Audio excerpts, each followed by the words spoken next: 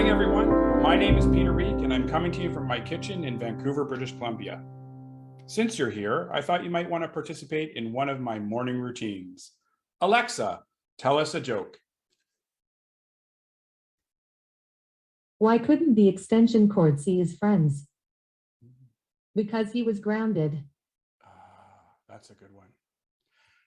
Welcome to our inaugural Leaderboard Exchange Author Event. We'll be offering these sessions quarterly with the goal of tackling pressing, important subjects facing organizational leaders today.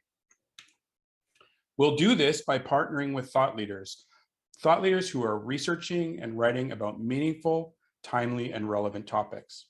Our hope is that these sessions will help you lead and hire better. Why do we host these events? At Leaderboard, we help companies recruit the leaders they need to take them where they want to go. In doing that, we know that people strategy doesn't just beat business strategy. People strategy is business strategy. This is our mantra. And we're looking to help shape a future where business and humanity coexist. In our first session, we're tackling the topic of workplace fear. Today, you'll hear from Gaurav Bhatnagar and Mark Minukas, authors of the hot off the press new book, Unfear. Unfear is such a timely book and so important.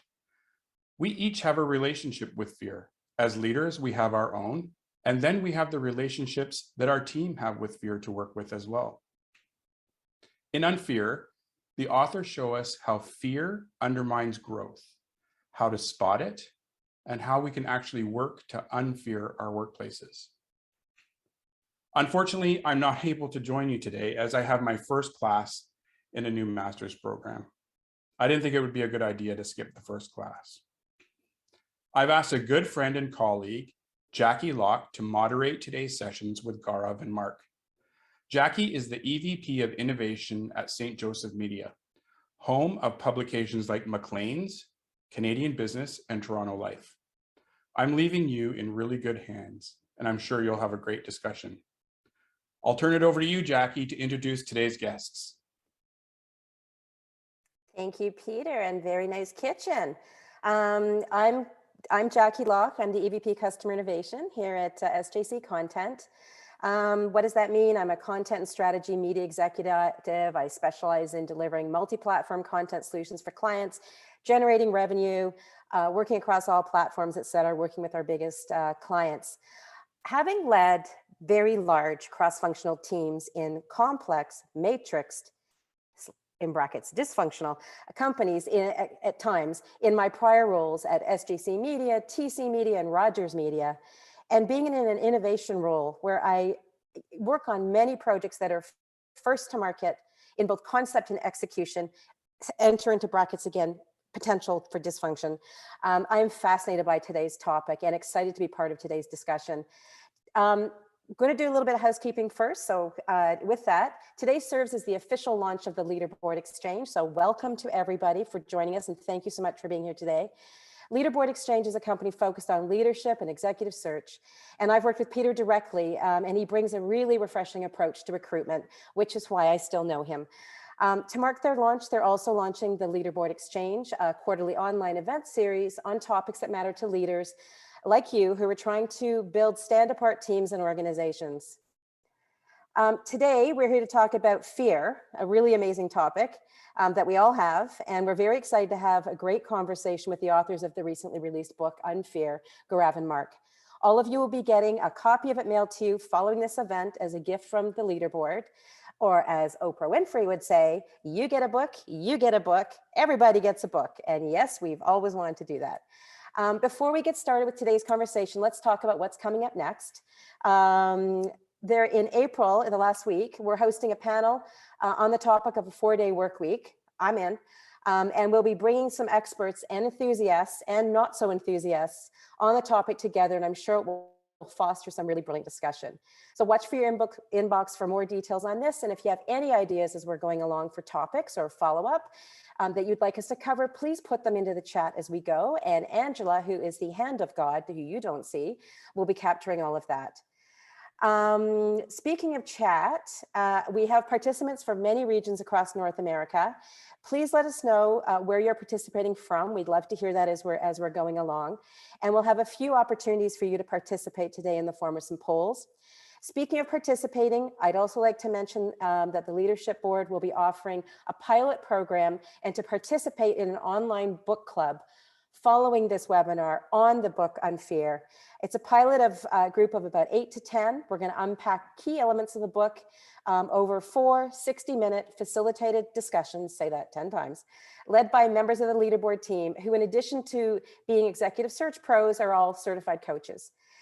If you're interested in participating, send an email to Angela, and Angela will pop her email address into the chat as well. It's Angela@Leaderboard Exchange, and you can follow up with her. So one last housekeeping piece before we get started. Please use the Q&A function for any questions that you have for Mark and Gaurav as we go along. We will be monitoring that, and we'll be diving into as many as we can today. And for those who were not able to get to today, there will be follow-up via email after today's discussion. So let's get started. Let me tell you about our authors. Gaurav is the founder of Co-Creation Partners and has dedicated more than 2 decades to helping to thrive and achieve, or helping companies to achieve and thrive with breakthrough performance. Since founding Co-Creation Partners in 2010, he has designed and led performance and culture transformations for private, public, social sector clients across multiple industries, including the financial, basic materials, manufacturing, healthcare, and technology. And prior to founding Co-Creation Partners, he was a consultant at McKinsey and Company. Mark is the managing partner at Co-Creation Partners and works with clients on performance and culture transformations across multiple industries, and injuries, including financial services, manufacturing, IT, and government, to deliver top and bottom line improvements, build high performance operations. He's an engineer by training. He was a Navy officer and a member of U.S. Naval Construction Battalions and the Navy dive community. How's that? I find that's fascinating in itself. And after that, he worked also as a consultant at McKinsey and Company. So let's open up. Welcome, Gaurav and Mark. And we'd love to we're going to talk about your personal journey with fear. What prompted you to write this book? Who would you want to go first? I think the guy who answered first. Oh man, That's the bright sweater, that guy. yeah, someone had to add some color. First of all, thank you, Jackie, for giving us this opportunity, and thank you, Leaderboard Exchange. What prompted me to write this book? So, to be honest, this book has been writing itself for the last 22 years, and it's been a journey which I've been on since I got first exposed to this idea when I personally was a fear addict, a deeply insecure overachiever, and in a place where I would say I was successful and joyless. And the unfair journey for me has been a journey of finding how do we become joyfully successful. And the book has been writing itself through the amazing interactions I've had with these amazing people and with Mark, and COVID just became an excuse to do it, right? Because there was space, there was time, and there was a situation in the world where we were all facing uncertainty. So that's the reason why it's been written, and it's as much about me being clear about what I stand for as it is about a philosophy to share with the world about how organizations could do things in a fundamentally different way to drive both performance and well-being. Mark? Yeah, thanks, Gaurav. Yeah, this journey for me, I'd say there's 2 sides to it. One is my intellectual journey. The other is maybe my emotional journey. On the intellectual side, I studied systems engineering, and I've done a lot of work with organizations on lean transformations. And over my career, I've been really trying to understand what drives long-term performance. And for many, many years, I was really frustrated by how difficult it was to create sustainable change in organizations. And over time, I've come to appreciate, the role of deep mindsets, and in particular, our relationship to fear as being one of this, one of the core leverage points in any organizational system. And so that's been, a driving intellectual curiosity that I've had. Now, on the personal and emotional side, like Gaurav, I've been an insecure overachiever for most of my life. And I've, had my own dysfunctional relationship to fear and certain fear-based patterns. And it has created a lot of, dissatisfaction in my life, and has caused me to feel very alone and isolated and frustrated and just, dissatisfied. And so this has been a personal journey of growth and discovery for me as well. And so I, both the intellectual and the emotional journeys for me have been very enlightening and powerful. And I would love to share some of these ideas here with you today. So welcome everybody to the Insecure Overachievers Self-Help Group. I didn't know there was a name for it. Apparently I am one too. So we're going to unpack a lot of stuff today. But just before we get into your presentation, which is riveting, if the leaders in this room walk away with one thing today, what do you hope that it is? Gaurav? So if I had to tell you about the one thing I'd ask you to think about is, if you are waiting for others to reduce fear for you, and if you're waiting for others to help you unfear, you'll be waiting your entire lifetime and beyond. Unfear is a deeply inside-out journey, and you have to find it inside yourself rather than look for it on the outside. Mark? Yeah, the big idea I would offer up is this isn't about being fearless. What we're inviting everyone to do here, and what Gaurav and I both continue to do, is look at and shift our relationship to fear. It's not about eliminating fear. So with that, over to you. Tell us about the book. Thank you, Jackie. Let's get going. So so I think to just set up this conversation, Mark, if we can just go back a little bit, the book is divided into two parts. Surprise, surprise, the first part of the book is, the first 3 chapters of the book are focused on fear, and the second half of the book focuses on unfear. So in order to have this conversation, let's start where the book starts, and that is an understanding of fear. So if we look at the dictionary definition of fear, it is the following. It's an unpleasant emotion caused by the belief that someone or something is dangerous, likely to cause pain, or is a threat. Now, if you look at this definition, there is really nothing extraordinary about this definition except that it makes fear a pretty universal experience. I personally, in all my years of doing my work, have not met a single person who does not experience the fear emotion. And yet, interestingly enough, it is a really taboo topic in organizations, and especially in boardrooms. It's almost seen to be a sign of weakness. So one of the things that we often do in the start of our work is we normalize fears by sharing the fears of a CEO. And you might be surprised, but your CEOs are human and they have a lot of fears as well. So let's look at a few of them. And these are from an actual person who's allowed us to share them. So the first one is the fear of being wrong. Next one, Mark, is the fear of disappointing others, that you don't end up living up to the hype and the expectations that others have of you. Next one, fear of being right, that something might go wrong. And then the counter would be the fear of being blamed for the things going wrong. The fear of losing control. I think we as human beings have a huge attachment to control, and the fear of losing control is a big, big fear of a CEO. Next one, Mark, what is it? Because it's the Fear of not being liked. fear of not being liked. Yeah, wow, none of us have that one, right? Who cares whether you're being liked? But actually, that's a big one. Next one, the fear of failing in marriage, because you're so caught up in the workplace that you actually don't pay enough attention to those who you truly care about. The fear of failure. I think, as you've met the club of insecure overachievers, I think we all have this huge fear of failure, which often is used to drive us. In fact, I used to use the fear of failure to drive me, and in my first 20 years of my career was completely exhausting me and making me dysfunctional in a whole lot of spaces. The fear of being judged by others. The fear of being misunderstood by others, even when you're trying to do the right thing, people just start thinking of you as being the bad person. The fear of being found out, the classic imposter syndrome. I'm telling you, CEOs have a tremendously lonely life, and the imposter syndrome is so big. As a coach, I see that all the time. And then the last one is the fear of being ridiculed. Now, CEOs are not the only ones who have fears. I personally have a lot of fears too.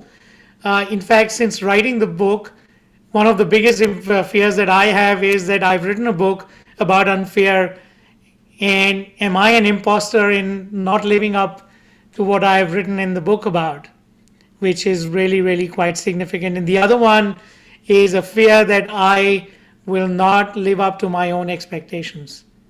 Mark, any ones for you?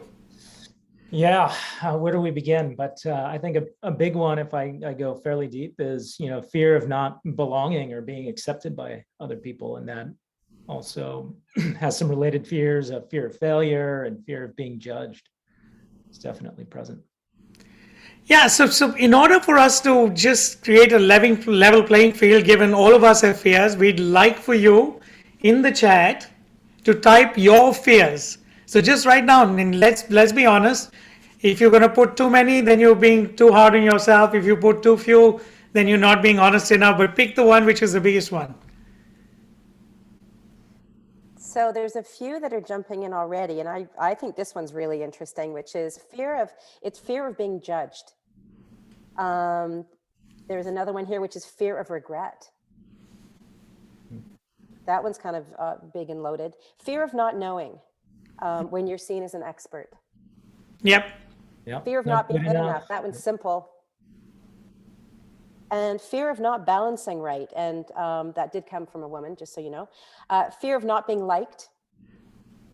Fear of disappointing others and not being liked resonate for me and can influence me in the front not to set clear. They're coming in, that's why I'm reading them so funny. So it's fear of disappointing others and not being liked. And it can influence me to not set clear and challenging goals for myself and not doing the same towards others. Wow. Beautiful. And I'm sure we'll keep seeing these, but the one that struck me particularly as it was flashing was the fear of being irrelevant. I don't know why, but that struck a chord with me. Yeah. And yeah, thank you for being so honest. I think the important point is that fear is such a universal emotion. And that's important to understand, because often people say, oh, just unfair, or just be fearless, more importantly. And it's not as easy as that. And even more importantly, how fear gets expressed in the workplace can be quite different. And that is what Mark is going to explore with you next. Yeah, thanks, Gaurav. And actually, before we go on here, I think there's sort of an important distinction to make. So Gaurav was saying, fear is this unpleasant emotion that's caused by the belief. And so we should underscore this word, the belief that someone or something is a threat. So I love this quote from a French philosopher, Michel de Montaigne, and he says something like, my life is full or has been full of terrible misfortunes, most of which have never happened. So right, there's this important distinction we need to make between physical threats and emotional threats. Right? With physical threats, there's a very real and very present danger to our physical body. And most of us know the fight, flight, and freeze reactions that we have in the face of threats. And these are really important to our survival.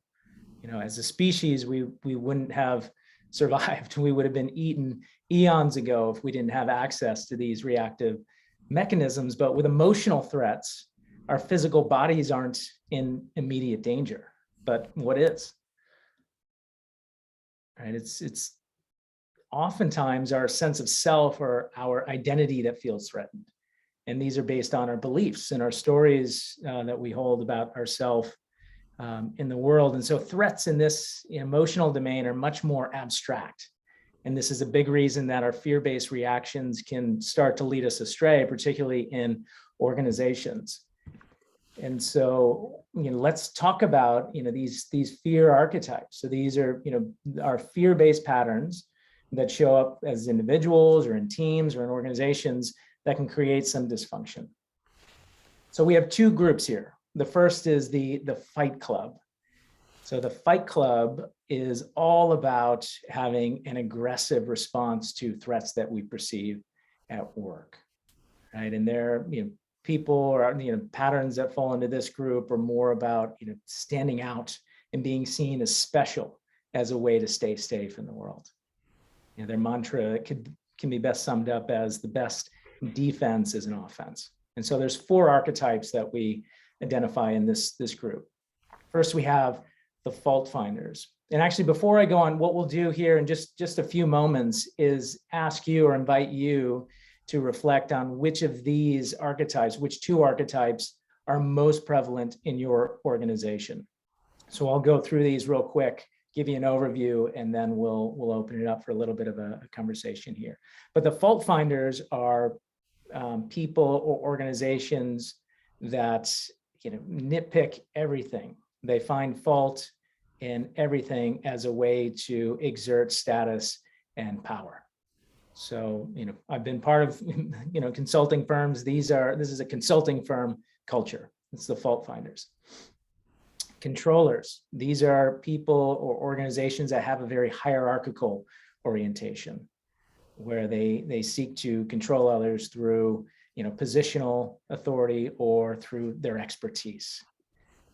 The competitors. These are people or organizations that have a very strong win-lose paradigm. Right? This is a pattern that I've had in my life, where being seen as being better than others is more important than working well with others. And if you win, you're safe. That's the underlying assumption there. And then we have the perfectionists in this group, and these are people or organizations that set extremely high standards and just exhaust themselves to try to achieve these standards, even though it's unrealistic. So that's the fight club. Then we have the nice club. And we have a fun acronym for NICE, which stands for nothing in me cares enough to tell you the truth. And it's a bit like these gummy bears here. They're sweet and squishy on the outside, but inside there's not as much substance. And so there's 4 archetypes here. We have avoiders. So these are people or organizations that hide from conflict. They shy away from conflict for fear of making it worse. We have the minions. So this is the flip side to the controllers. Minions believe that the only customer is the boss. And so they're constantly looking up the hierarchy to get direction. And as long as the boss is happy, everything's fine. The sticklers are people or organizations that will throw the rule book at you. Now, obviously, rules can be very important. I want my nuclear power plants and my airlines to be run by people who respect the rules. The challenge in stickler cultures is that the rules are oftentimes used in situations where they don't make any sense. And so they're used to actually hide problems rather than solve problems. And then we have likables. So these are people or organizations that paper over conflict. They're afraid that if you were to have direct conversations and really share the truth, that would be damaging to relationships. And so likables are all about creating the veneer of niceness without having those real direct conversations. And so these are the archetypes, the fear archetypes, and these are like players or characters in a play. Right? There's a lot of drama around these archetypes, and they interact to create dysfunction in organizations. And it's important to note that behind these archetypes are actually really good intentions and really good values. The challenge is that any strength overplayed can become a weakness. And so what we invite people to do in our work is to become aware of how these patterns of behavior may be showing up for themselves as leaders in team dynamics or in the organization as a whole, because where these sort of characters are playing, there's oftentimes a lot of waste and there's some undermining of performance and well-being. So would love to, poll the group here now. Which two fear archetypes are most prevalent in your organization? So I'll turn it over to Angela to get that fired up.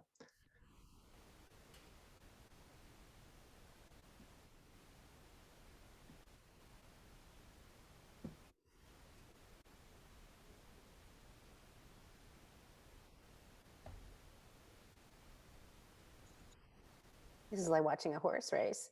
Uh-huh. I can't see the results. I'm curious. There are a lot of avoiders. They seem to be in the lead right now. All right. So we've got, it's still happening here because we've got a lot of people participating, which is just amazing. Right now, it's looking like the way it's kind of locking in is we've got fault finders at 16%, controllers at 31%. I haven't voted, so I would probably be in that group.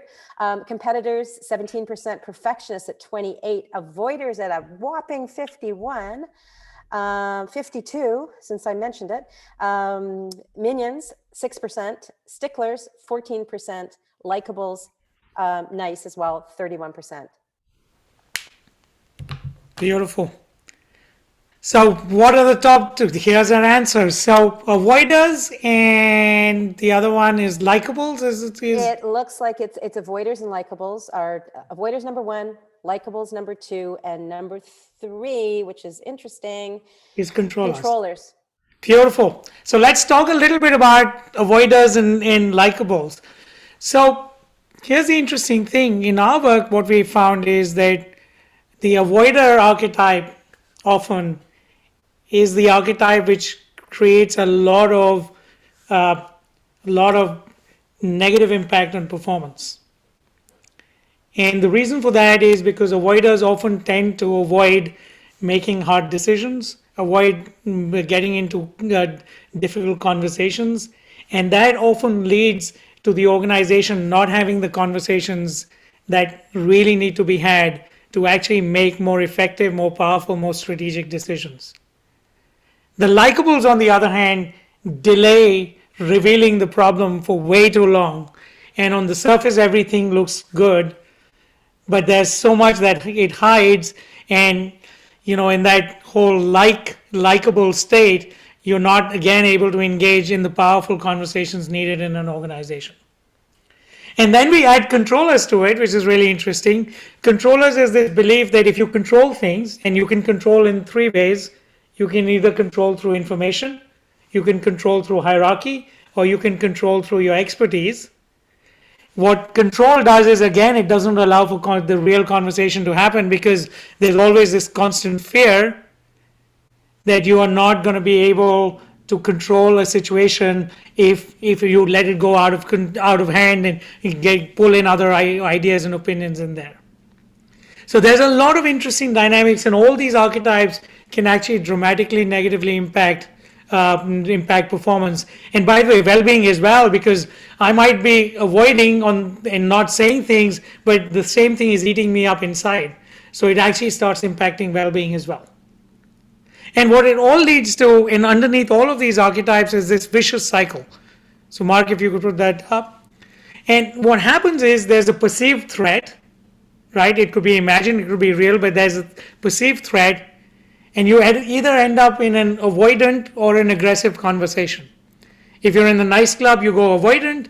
If you're in the fight club, then you go into the aggressive conversation. And in the short term, you feel relief. Because in Harry Potter, they say mischief managed.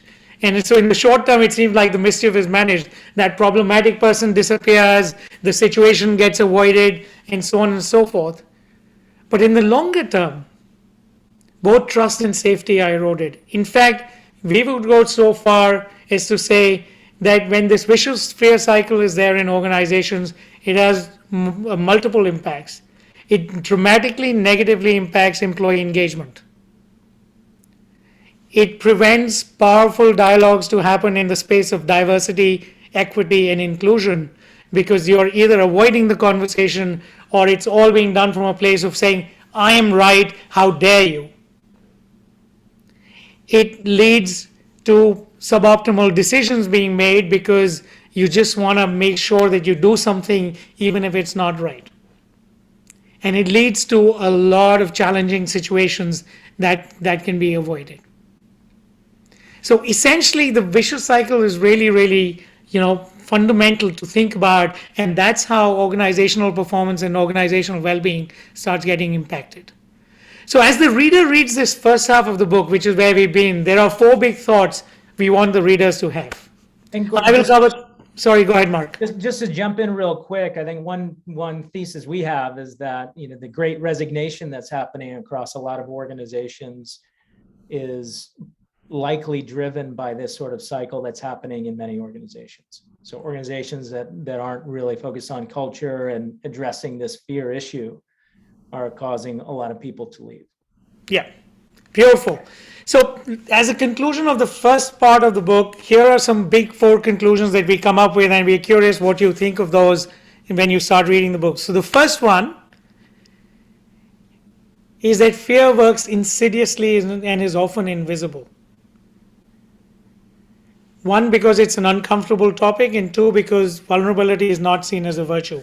The second one, which is counterintuitive but quite important, is that in the short run, fear drives performance. So often people use fear to drive performance without realizing the long-term impact. And finally, and this is actually a core assertion of the book, that fear is the single biggest source of waste in organizations. It leads to individuals either over or under regulating themselves. It leads to teams not engaging in the right conversations, and it leads to organizations making poor decisions and making suboptimal choices. So what do we do with this fear? Let's hand over to Mark to talk a little bit about that and to talk about that 4th piece. Yeah, thanks, Gaurav. So part of our motivation for writing this book and just doing the work that we do is because we feel that the current approaches to fear and also creating sustainable performance improvement in human well-being in organizations is often simple or misguided. And so there's just 2 general approaches we want to walk through here. One is just accepting the status quo. Right? And why is this a challenge? Well, like we said, fear can actually create a short-term performance bump, but then there's that long-term slump that results because the culture is undermined.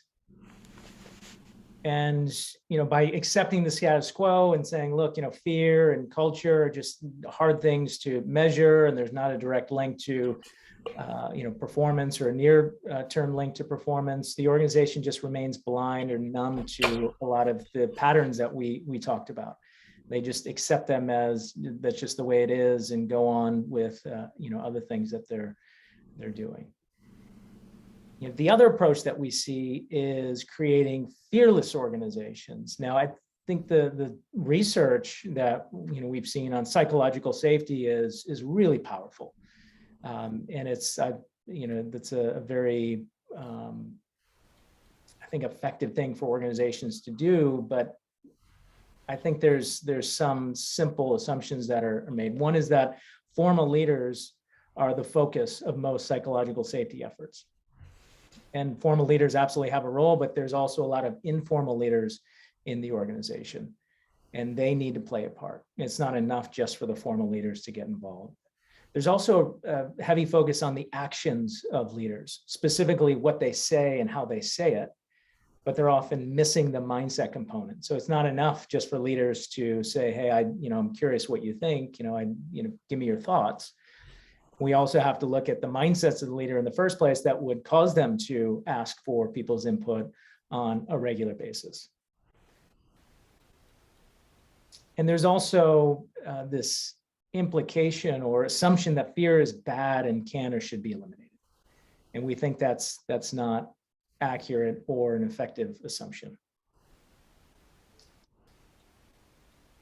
So Gaurav, I'll pass it over to you, but the big idea here is that fear in itself is not the problem. And that's really the conclusion and the transition from the fear part of the book to the answer, which is quite obvious. If fear in itself is not a problem, is the assertion we make, our answer therefore is unfear. And the interesting thing with, and we won't get into this, actually, yeah, if people can, if they want in the chat, put down what do you think unfair means. But let me just keep talking about it as people are putting that in. Unfair is a word that we had to create because it doesn't exist in the dictionary. And the reason why we had to create this word is because we are not talking about being fearless.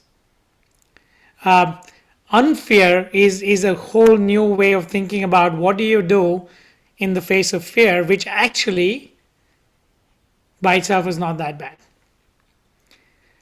So let's see what some of the definitions that come back. Okay, so we've got, there's a lot coming in now. Thank you, everybody, for all your participation. This is great. One person wrote, consciously managing fear, stepping into discomfort. One. Stepping into vulnerability, authenticity, and growth. Love that. That's a great one. Hang on here. Self-awareness about your fear. Let me just, keep fear cutting. is courage walking. That's an interesting one. Right? Courage walking. Curiosity and acceptance. Awesome. So let's share with you our definition, which is broadly in the same kind of land. For us, unfair, we've actually defined it in two different ways as a verb. And the fear as a verb is to reframe fear to be a cue for learning and growth. So it's about not the fear itself, but our relationship to fear and how do we shift that to see learning and growth. And as a noun, a choice to develop self-mastery in the face of adversity.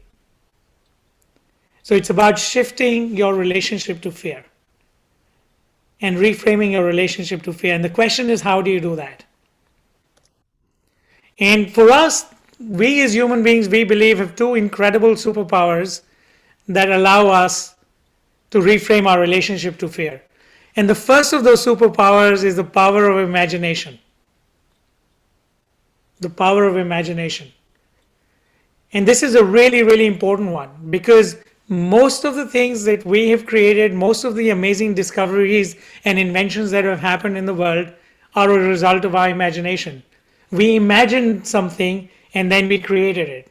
In fact, we do this so much that we don't even see it as a superpower, but it is magic that we are creating all the time.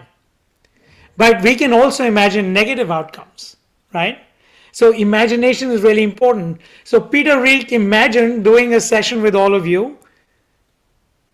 And voila, he used language, which is our second superpower, sent it out on LinkedIn and created, Mark, if you can click to the next one, sent it out on LinkedIn, you all responded, and now we've created this event where 70 of us are having a conversation together.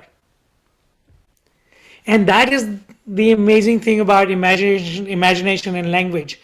Imagination and language does not describe just the world as it is today, it actually creates the future. So when reframing happens by reimagining and relanguaging our relationship to fear. But as with any superpower, with great power comes great responsibility. I think Spider-Man's uncle said that in the original Spider-Man movie. With great imagination comes great power comes great responsibility. And imagination and languages are really important superpowers. And how you use them becomes fundamental to the unfair journey. So Mark, you want to talk about how this whole thing happens? Yeah, let's talk about how this happens. So I love the quote by Marcel Proust. And it goes something like, the real voyage of discovery is not in seeing new lands, but in seeing with new eyes. So to unfear an organization, we have to do this from the inside out. Like Gaurav mentioned, we have to use our this internal sight of imagination and language in order to create, changes in organizations. So the outer world we create is a reflection of our individual and collective imagining, so our belief systems. And we say that organizations don't transform, people do. Right? That's a really important idea here, that organizations don't transform, people do. And when a critical mass of people in a system can start imagining in a different way and communicating in a different way, then and only then does the system tip over and transform on its own. And so that's what we mean by an inside out transformation. It's starting with individual mindsets and beliefs and having that translate into how individuals show up and what their actions are and how they communicate within teams, and then the processes and structures and systems that we put in place within the organization to generate results. And that's how you do it. And that's the core model for Unfear. And so let's walk through just the individual, team, and organizational level real quick, just so you have a sense of what that means at each of those levels. So Gaurav, I'll pass it over to you for the individual level.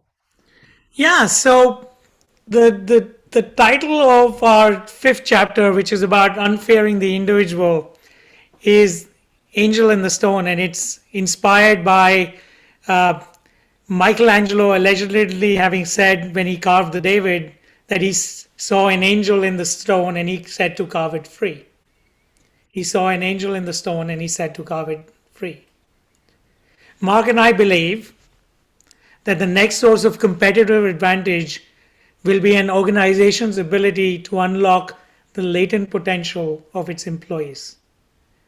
And that potential is the angel that is there in all of us. This unlocking of latent potential will require organizations, and even more importantly, we ourselves, to see ourselves not as a problem to be rectified, but rather as having incredible potential that needs to be tapped even more. We believe that far too many organizations treat individuals as cogs in a wheel, as a resource, something to be leveraged and disposed of. And because of this, we often view individuals as fixed. People who are what they are, who fill a specific role, a specific function, and for whatever reason they can, when they no longer can perform that role, they are no longer necessary and therefore they need to be gotten rid of. And by the way, that is another part of the Great Resignation. I think people are starting to experience this almost distant relationship that organizations have created with employees. And we believe it is far better and far more efficient to create an organization that is filled with unfair individuals.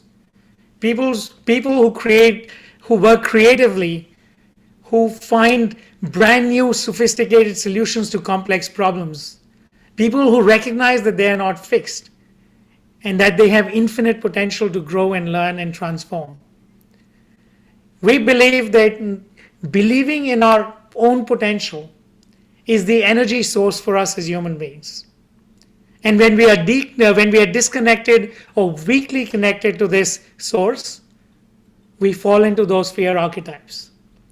And reimagining who we are as this infinite potential is the foundation on which Unfear is built. But we recognize that most of us do not live that way. We recognize that we've been conditioned to believe that we are limited, and from this place of limitation, we behave as victims, not merely of our context or others, but more so of our own beliefs that we hold as absolute facts. And that is the unnecessary stone that needs to be chipped away for the angel to reveal itself. And the chapter then explores a whole lot of practices that allow us to unshackle these limiting beliefs that allow us to step into mastery and choice. And it explores mindfulness and authentic humility. It focuses on understanding that humility comes from a deep source of confidence. And it explores the fact that individuals are at the center of the organization rather than just another resource to be used and discarded. And when we do that, then we can start thinking about what an unfair team can look like. But it needs to start with the unfair individual. And yes, there is an I in team. Mark. Beautiful. Thanks, Gaurav. So Yeah, with unfair individuals, then you can create unfair teams. So the metaphor that we play with in our book is the idea of the jazz ensemble. So how many of us have actually been on a team where mistakes aren't just tolerated, but they're actually celebrated as chances to learn and to build something new? You know, they're actually the seeds of the things that we're trying to create together. You know, what would that actually take? So, you know, the big idea about unfair teams is that relationships are built on trust. I love, you know, some comments in the chat about, you know, vulnerability and you know, those concepts are actually quite important to creating unfair teams. You know, creating teams where people feel supported by each other to stretch and to take risks and to work hard towards common goals. And that's what you see on a jazz ensemble. You know, it's where individuals come together and without a script, they're able to riff off each other and create music much richer than any one individual could do on their own. And so what we talk about in our book is that unfair teams have members who aren't obsessed with being right or wrong. They're much more focused on being effective, right? Righteousness on teams is a recipe for dysfunction. And so we invite people to step into this mindset of being effective. They're not stuck in just labeling other people and holding those assumptions and labels as the truth, but they can constantly see the potential for other people to show up in surprising and new ways. And that's how you show up with curiosity in the context of a team. And they support each other and they have their backs, and there's high degrees of trust. And critically, people in these kinds of teams, they don't shy away from conflict and difficult conversations. It's not about being nice and papering over stuff. They have the skills to really share their perspectives and engage with directness, but also honesty and respect at the same time. So that's the idea of the unfair team. And then we get to the unfair organization. And the metaphor we play with there is the journey with 1,000 heroes. You may have heard of, you know, the Joseph Campbell's book, The Hero with 1,000 Faces. This is a play on that metaphor. And oftentimes, or the question we pose to leaders in organizations is, would you rather have 1,000 children in your organization or 1,000 heroes? And what we discover in a lot of organizations is that leaders with even very good intentions treat their employees as children, right? And they're these helpless beings that either need to be controlled or they need to be coddled and protected. And what we would invite you to think about as leaders in organizations is how dysfunctional that assumption could be. You know, how can you actually treat your employees as adults and as heroes? You know, our vision for an unfair organization is, you know, an organization where people feel supported in this learning journey. You know, the hero's journey is not a journey that's without challenge, right? We learn and grow because of the challenges that we experience in life. And as a leader, you play a really important role in that.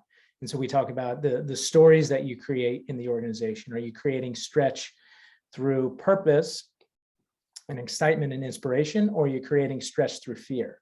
We talk about creating learning routines, you know, every day, every week, every month, where people can step in and, you know, speak up and challenge assumptions and continue to learn and create improvement in their work environments. We talk about how leaders can role model what they're expecting of other people. And we talk about how to create performance management systems that don't just tear people down, but really build people up and create the conditions for people to stretch and grow in their own professional journeys. And so that's the idea with an unfair organization. And so would love to, you know, stop it there and get into more of a question and answer period here and find out what's on your mind. So there's a lot on people's minds. In fact, I'm just struggling to keep up with all of it. I'm going to start with Awesome. one question that came up that's a really interesting one in terms of just being practical. So this one came in from Michael. He was asking about basically the fear archetypes, and were they created for Unfear as a book? Where did the research come from? Where did they come from? How do they like the definitions of them, the mapping of them, etc. So Mark, you're nodding. I think you want to answer.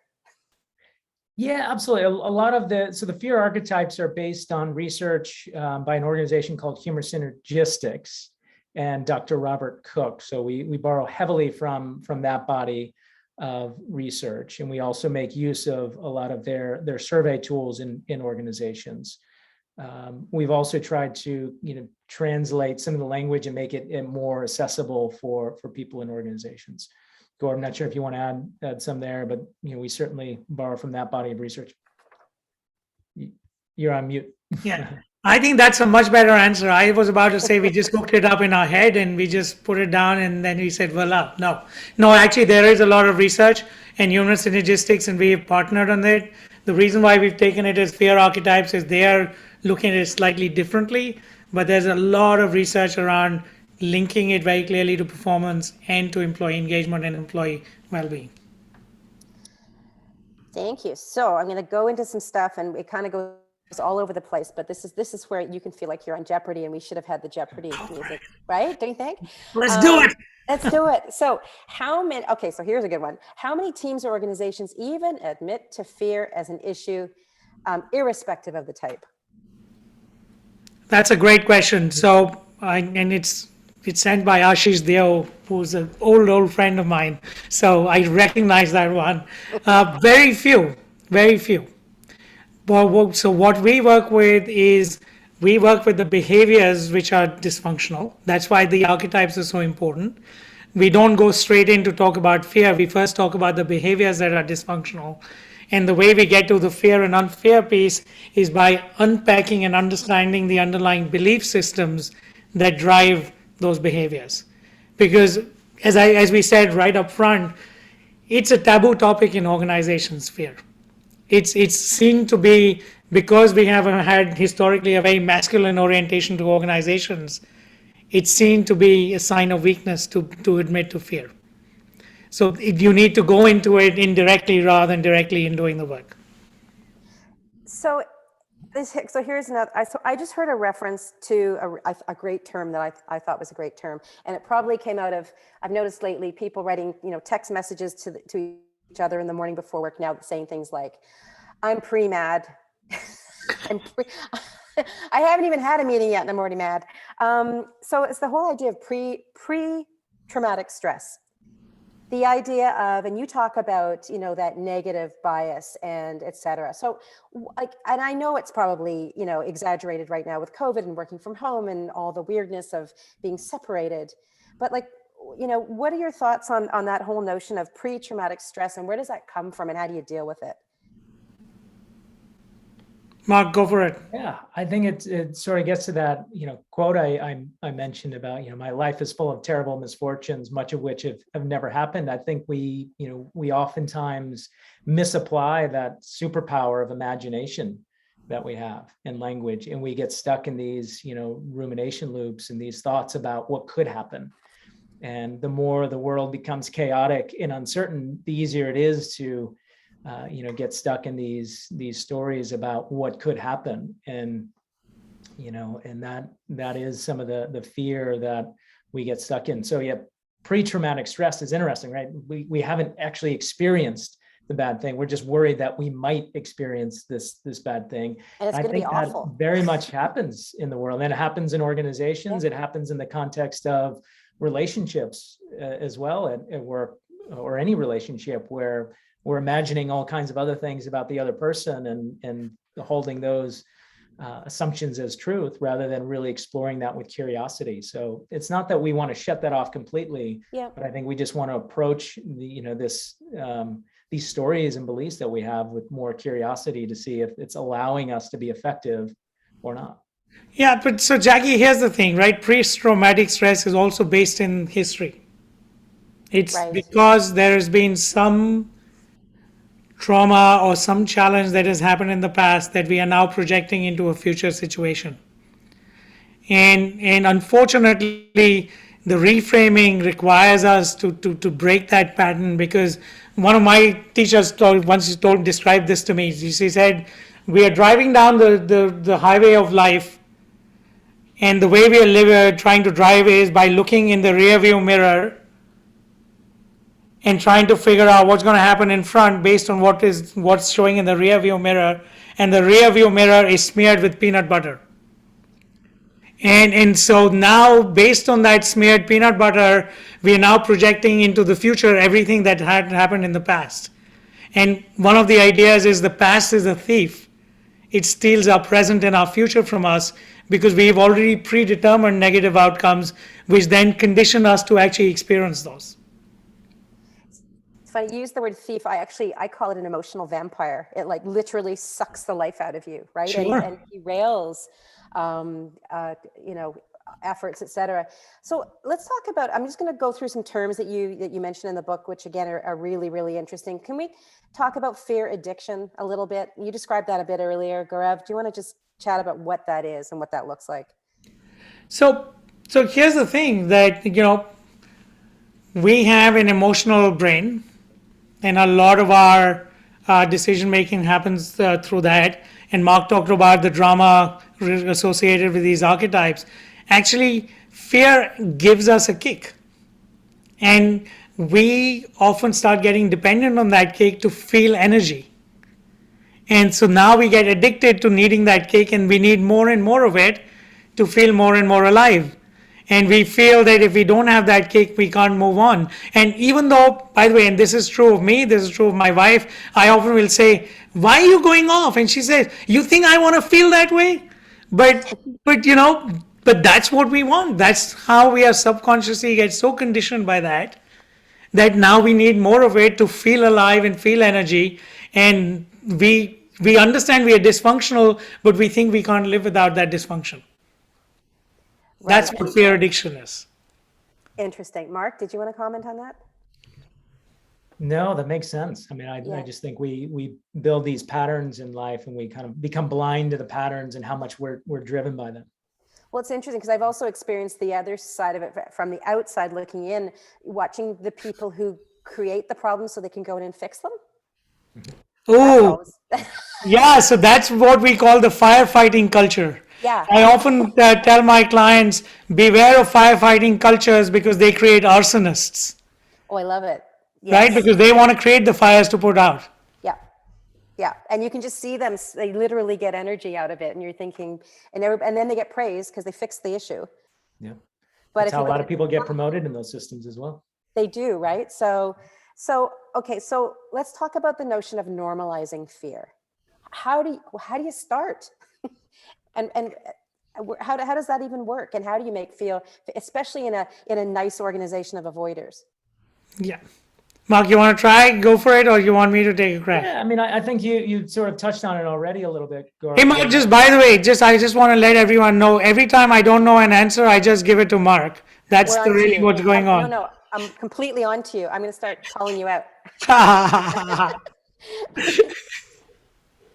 Yeah, and by normalize fear, I'm sort of interpreting that, Jackie, as how do you make it safe for people to acknowledge that that's there, and so they can talk about it and work through it, as a group and in the organization.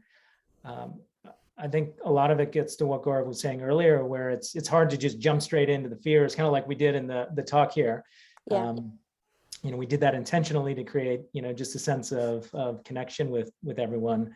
But in organizations, you often start with the patterns of behavior, and you help people understand those patterns and how they're creating dysfunction. And then we start to get them to understand, well, what's beneath those patterns.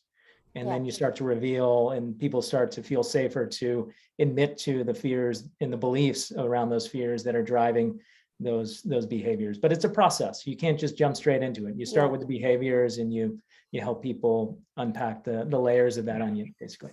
Well, Again, it becomes about not making people wrong for having fears. Right. and giving them examples of situations where they've gone through some really challenging situations, they've come out on the better, and how it always starts with fear.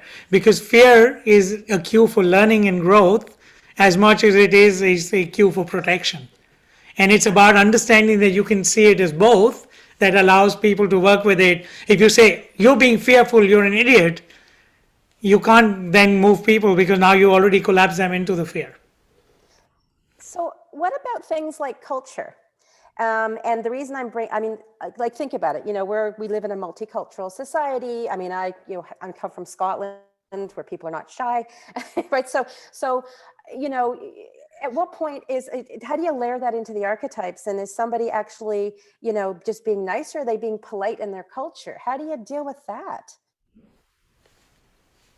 How do you? Right? Like, you kind of have to be aware of it. Yeah. And I guess. Yeah, so here's the thing. There's a lot of research again with these archetypes that has been done, which is you will tend to see more of the nice club archetypes in Eastern cultures. Yeah. You tend to see more of the fight club archetypes in the Western cultures. Now, that doesn't mean everyone is like that. And so therefore, there's not one answer, and there's a nuanced approach taken depending on what culture you're in. Yeah.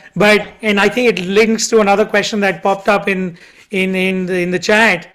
An archetype for any individual or for a community is a combination of historical experiences, the current experience collectively people are going through, and how I process that and create a story about it.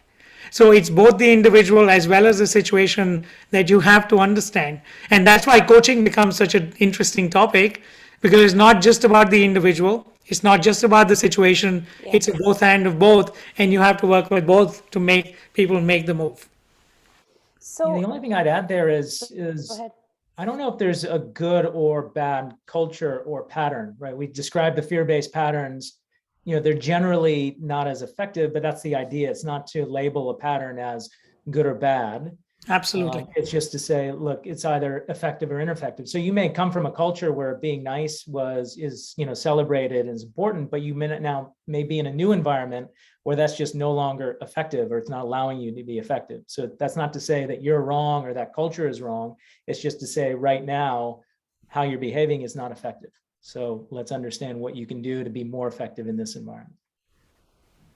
So, it's so funny because I always make a joke to everybody. It's like, like if it wasn't for people, it'd be so easy, right? It would just all the variables. So it'd be very boring too, right? It'd be really boring. It'd be really, really boring. There's also another piece too, which is I honestly, at the core of it, I have to stop and think, I don't think people get up to do a bad job every day. I just don't think they do. But there's the whole notion right now, the great resignation, the great reshuffle. For our audience here today, I know that there's a lot of triage going on and dealing with it and handling it, et cetera. You talked a little bit about it when you referenced it within the archetypes, but what's going on with the great resignation and the great reshuffle? What do you think is happening there, Mark? Yeah, my sense is there are a lot of organizations out there that really haven't invested in or have been intentional about creating a positive culture, or a culture that is sort of unfair, at least in our language. And there's a long-term consequence to that. And I think we're seeing some of those consequences play out, where now people have more choices, they can work remotely, they're maybe not as tied to their prior employer, and they're looking for other options because their current employer doesn't have a great culture and it's not a good fit. So I think that's part of what's playing out here, is just when you look at organizations, they haven't focused on culture as a main priority. Gaurav, what do you think? Yeah, so I wish I knew what everyone is thinking, which I do not. I have a hypothesis, and I'll just present it as a hypothesis. And my hypothesis is that human beings are feeling disconnected from the construct in which they work. And organizations, by becoming very, very short-term profit-oriented, have forgotten their primary purpose, which is about in community creating productive outcomes for all their stakeholders. And so we as human beings are now increasingly disconnected from the organizations we work in, not just disconnected, we actually are often starting to pull away, right?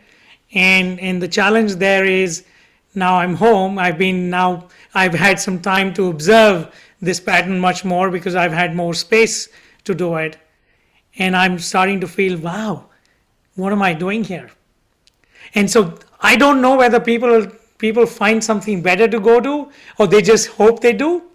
But I think a lot of reason why people are leaving is because they are trying to find meaning and purpose, and they have recognized that their current occupation is not giving them that meaning and purpose because it's all very mechanical, reactive, and short term, and not really purposeful.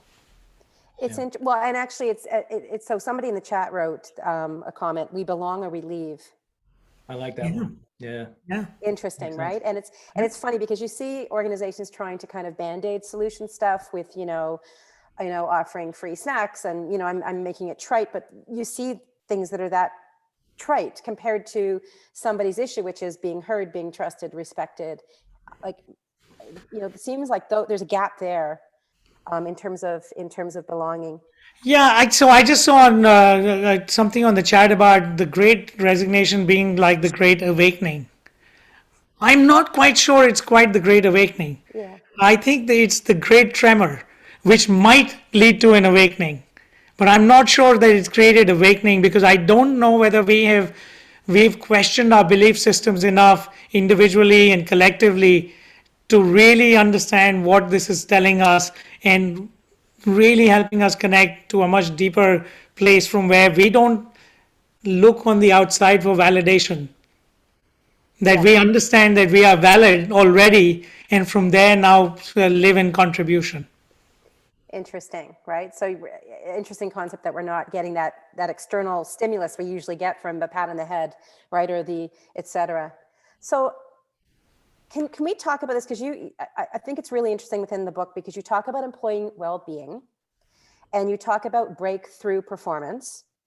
And I've seen a lot of breakthrough performance that's actually breakneck performance, where people are not necessarily friends at the end of it, but results were exceptional. Can you, I love the fact that you've combined the two into one. So, can you just talk about that and kind of why you labeled, what the magic is there, Mark? Yeah, I think there's a false choice that leaders often live in where they either believe they have to use fear in order to create results, or they need to suppress fear to protect human well-being. And, both are kind of partially right.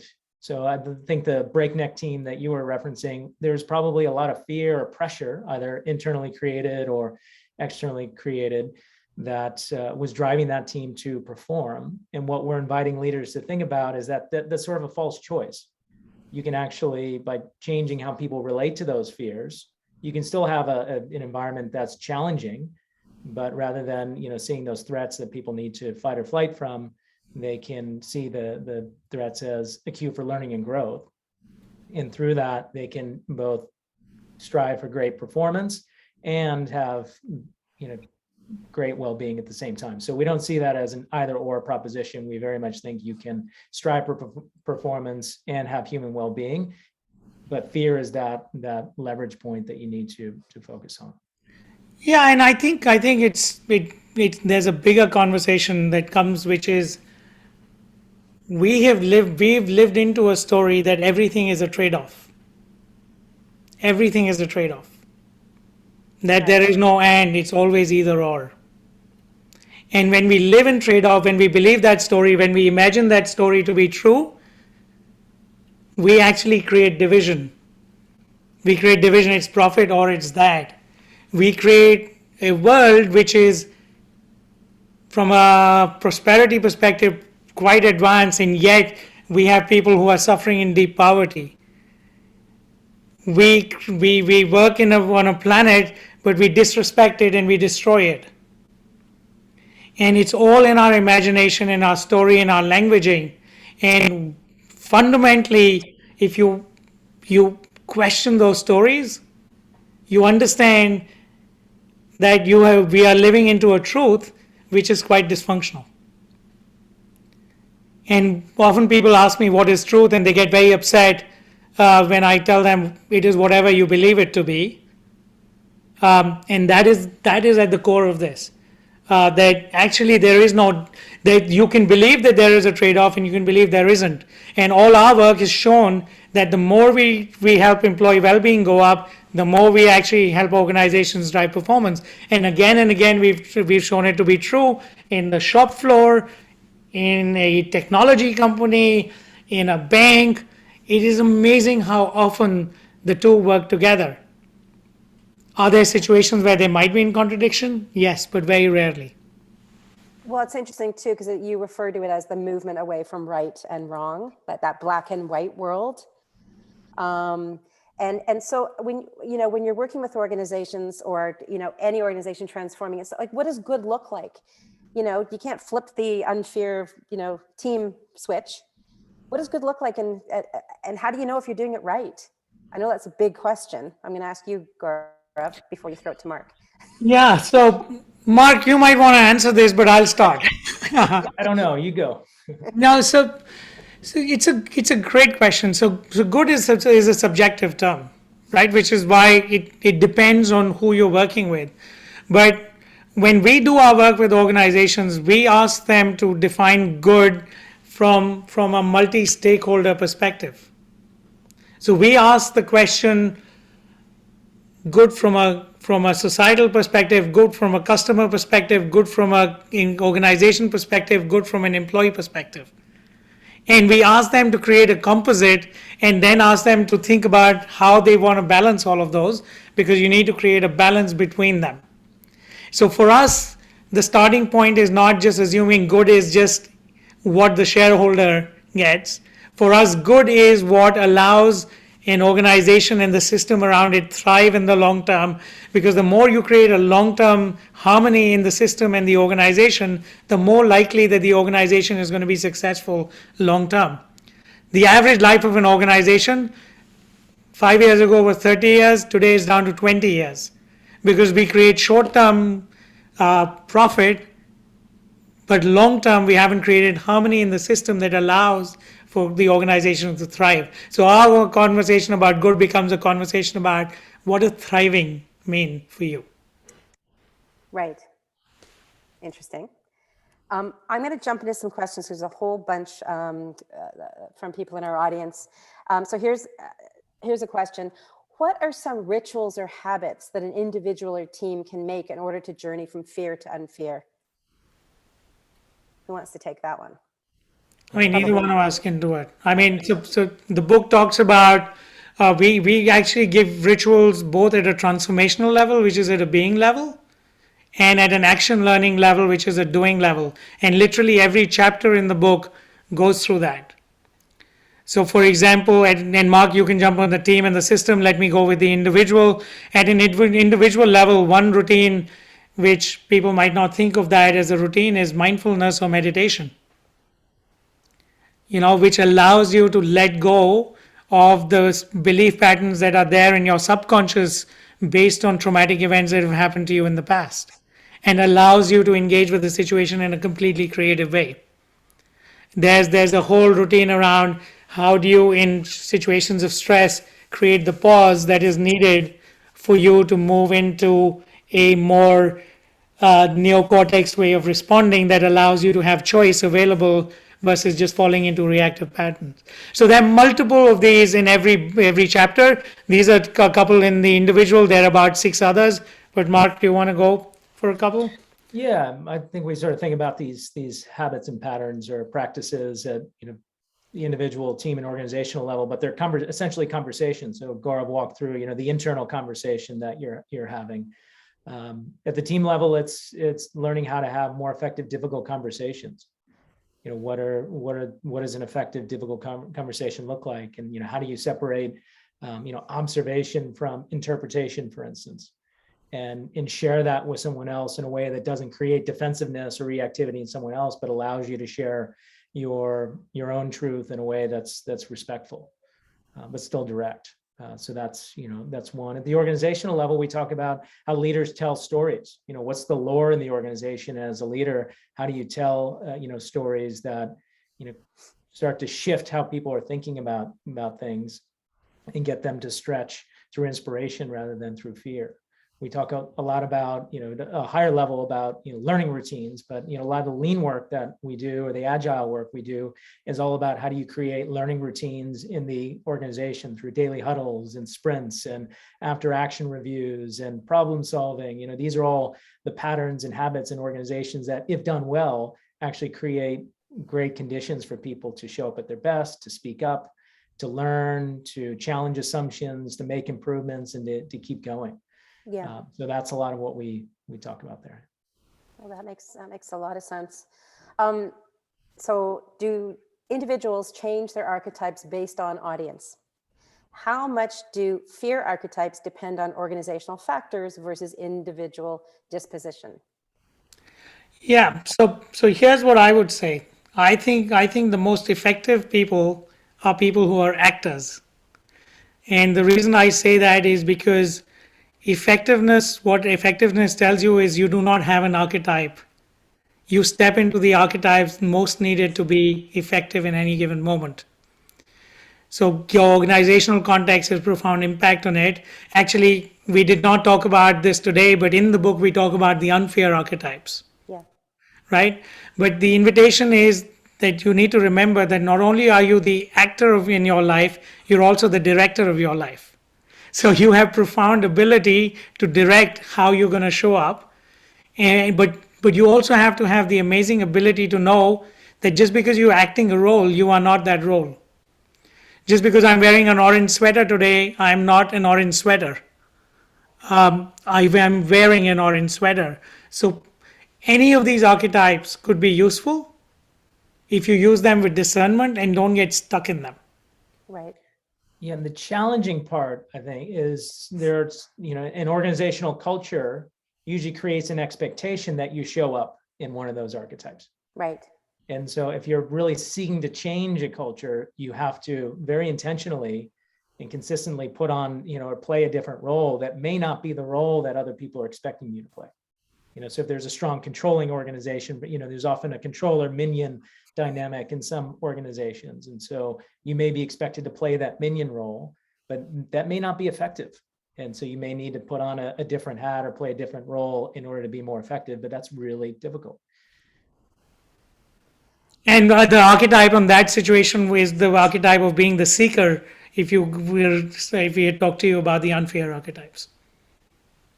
Interesting. Okay, so I love this next question so I'll just read it. How does the perception of fear differ at different levels of an organizational hierarchy? The perception of fear, so the stories we create around fear are very different. So I'll tell you the classic example of, I was working in this factory in Louisiana, right? And I went by the way, the strike in the factory happened 10 years ago, and people were still talking about that strike, even though 70% of the people in that factory had never experienced a strike. So things like, we can't do this, because... Yeah, exactly. Okay. Yeah, and then the frontline workers had one story about that event and their own trauma about how bad things were happening to them. And the management, based on their level of hierarchy and the story they were seeing, they were saying, if we have to make sure it never happens again because they are out to screw the company. Forgive my French. Yeah. And so what happens is, another big idea which we talk about is that you do not ever have the ability to see the complete picture. Yeah. Right? And you only see as much as the distinctions that you have allow you to. And depending on the role you're playing, you only have certain distinctions. So it is fundamentally different. And one of the pieces of work when we're doing organizational work is helping people see those different stories around the same situation. Because that is what allows us to engage in a trustful, honest conversation. It's kind of like a real life, like broken telephone, right? Sure. One thing happens, your reality of being in it is one thing, and everybody else viewing it has a completely different interpretation. Yeah, I saw someone talk about Peter Senge. One of the things Peter Senge talks about is divergent problems, which is fundamentally the idea that there is no one right answer. There are multiple right answers, and it all depends on where you sit in the organization. And therefore, you can't just impose an answer. You have to figure out how do you inspire people to an answer, because you don't make them wrong for it. You make them right and you help them shift. Right. Again, that's a lot to take in. Just one thing I would add there Go real ahead. quick is I think there's an assumption that, different levels in an organization may have different intensities of fear. But I don't think that's the case. One great thing about the work that Gaurav and I do is we work, with CEOs and their teams, but all the way down to the frontline workers. And one thing I've certainly found is that every single level in the organization experiences fear. They may have different stories and they may have some different patterns, but they're all experiencing fear in some way, shape, or form. And it's very easy to look at somebody else in another part or another level of the organization and assume that they're not in the same place that you are. But there's that much more similarities in the fears than people tend to assume. But I guess it's again that normalizing fear thing, or just it's so interesting though when you're working with people who you don't like. There's a facade that there is no fear. I mean, that kind of is the dysfunction just kind of grows and grows and grows and keeps manifesting and going. I mean, and then because they want to create the narrative in a certain way, which I think is really, really tough. So we talked about negative bias, normalizing fear addiction, infinite potential. I love that expression. Can you just describe that for a bit? You talked about 1,000 heroes, etc. Gaurav, just give us some wisdom there. Yeah, but before I give you wisdom, I'm telling you that was the one line or the two words in the book that created the most friction and angst and the fear? debate. No fear. It was how the hell do you explain infinite potential to people? But I mean, it's quite honestly, and in a community of friends, I will say that it's a spiritual idea. Yeah. It's an idea that we are not just the limited body, mind, ego complex that we think we are. That's the instrument through which we play the music, but we are actually the music that is being played, which is everywhere. And when we are connected to that, we understand that we are part of this ocean which cannot be depleted. One question I often ask people, and I'll ask you, Jackie, is, Jackie, can I take the wave out of the ocean? Can I take a wave out of the ocean? I think so. I think you can. Yeah, what would you have if you took a wave out of an ocean? I think you'd have energy. Yeah, you would have, yeah, but you can't hold a wave outside of the ocean, right? Yeah. And now, even if you took the wave out of the ocean, would the ocean be any depleted? Not at all. Wouldn't even notice. Right. So the fundamental idea is we start identifying ourselves as waves and we go up and down. We think that's all we are. What we forget is we are fundamentally the ocean being expressed as waves. And when we understand that we are always connected to source and energy, and we don't need validation from the outside, and now we can show up at our very best without limiting ourselves in a story of, oh, my wave is small and someone else's wave is big, and they'll overcrowd me and this and that, because we're all part of that same consciousness, connectedness, infinite potential that makes us whole and complete, and dare I say, humans, and therefore equals. Yep. Oh my gosh, I would love to talk to you about the fake world of Instagram. What that's doing to society, because that's just fascinating. Mark, do you want to comment on infinite potential from your, I'm going to say, different side brain, I think, or just perspective of Navy engineer practical? Hey, you telling me I'm not practical? Come on. I think that's beautifully put. Look, and I think my background, I don't, I'm trained as an engineer, and I used to think everything really could be boiled down to a mathematical equation,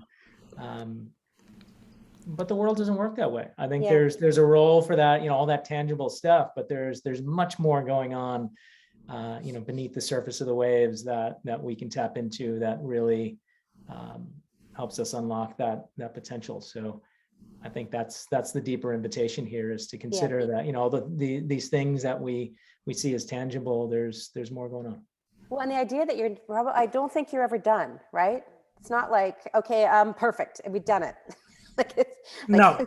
No, it's never done. It's dynamic, which is amazing. So I'm going to, because we're just coming up to the wrap up here.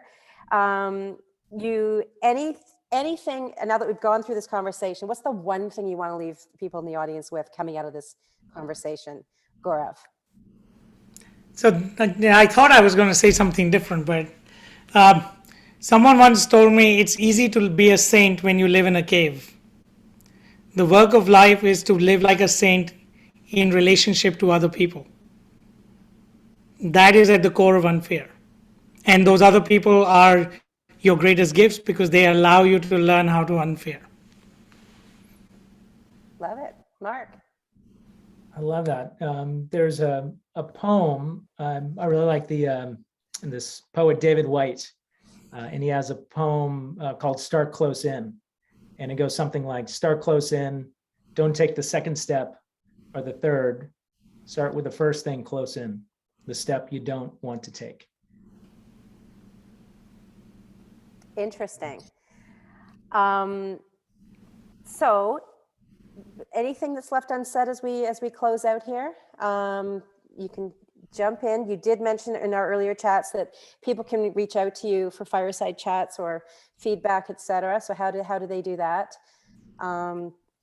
Yeah, a couple of thoughts. First is that if we haven't answered any questions, we will go through all the stuff that was there and we will make sure that we do answer those and we'll send it out to you by email. Amazing. Yeah, the second is please reach out. We'd love to do fireside chats. I think this book is quite important for us in terms of philosophy. And so you could reach out if you want at the book site, which is unfearbook.com, or you can go to co-creationpartners.com and reach out to us. And if you ask a question, if you have anything that you have a query around, we will answer it because this is our passion. Love it. So with that, I'm going to just close out with some housekeeping stuff. Angela, Hand of God, do you want to just pop up some of our last slide here with some information for everybody? Here we go. So thank you, everybody, for joining us today. I think we could talk for days on this subject. Thank you so much, Gaurav and Mark, and for letting us into the world of Unfear. And everybody who's attending today, as we mentioned earlier, will be receiving a copy of the book. So I'm sure you'll have more and more questions coming out of that. Please follow Leaderboard on LinkedIn. The link there is in the chat.